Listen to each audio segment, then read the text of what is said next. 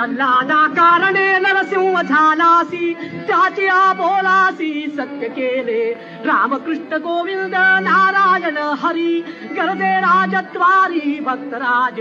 विठ्ठल माधव मुकुंद केशवा, तेने दैत्यराव दचकला. मग आता याच वेळी तू कुठं चढून बसला आहेस? तूच आपल्या भक्तांना जर असं दूर लोटलंस तर त्याचं रक्षण तरी कोण करणार? ते काही नाही. देवाला तरी आम्हाला दूर लोटलं तरी आम्ही काही देवाला सोडायला तयार नाही. थुतो हे मस्तक तुटो हे शरीर, नामाचा गजर सोडू नये.